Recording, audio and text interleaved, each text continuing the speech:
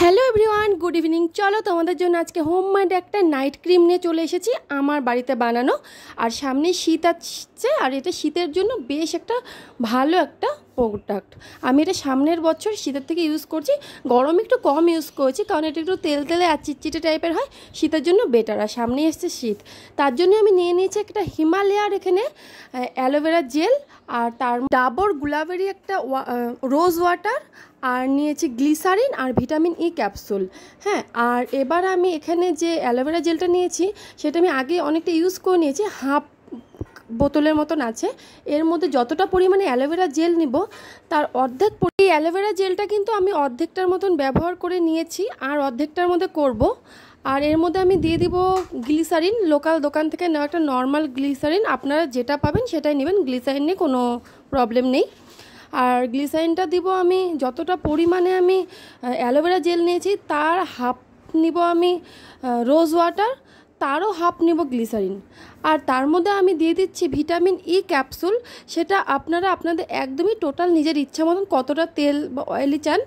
আমি এখানে হলো 10টা মতন ভিটামিন ই ক্যাপসুল দিয়েছি, আপনারা চাইলে এতে কম বা বেশি, কমটা না দেওয়াই বেটার, বেশি দিতে পারেন, নো প্রবলেম।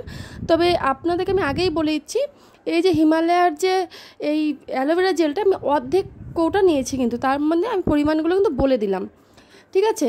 এবার এটাকে খুব ভালো মতন মিক্সিং করব। তাহলে আমি কী কী নিলাম, অ্যালোভেরা জেল, তার মধ্যে গোলাপ জল, আর গ্লিসারিন, আর ভিটামিন ই ক্যাপসুল। আর আপনারা যদি চান এর মধ্যে সামান্য পরিমাণে কিন্তু একদম যে নারকেল তেল, বাড়িতে বানানো হলে খুবই ভালো, তা না হলে যে কোনো কোম্পানির নারকেল তেল 2-4 ফোঁটা দিয়ে দিতে পারেন। তো আমার ঘরে সেটা অ্যাভেলেবেল ছিল না, তাই আমি দেইনি, আর না দিলেও কোনো প্রবলেম নেই। হ্যাঁ, এবার আমি এটাকে খুব সুন্দর করে রেখে দিলাম। রাতের বেলা মুখটা ফেস ওয়াশ দিয়ে ধুয়ে নিয়েছি, আপনি যে কোনো ব্র্যান্ডের ফেস ওয়াশই ইউজ করতে পারেন, সেটা নিয়েও কোনো প্রবলেম নেই।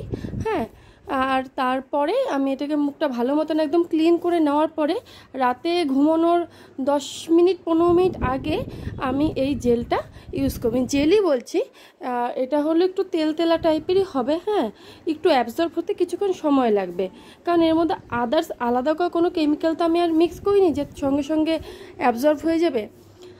এবার 2 হাতের তালুতে সুন্দর করে নিয়ে এবার হালকা করে একটু কিন্তু মাসাজ করে নিতে পারো।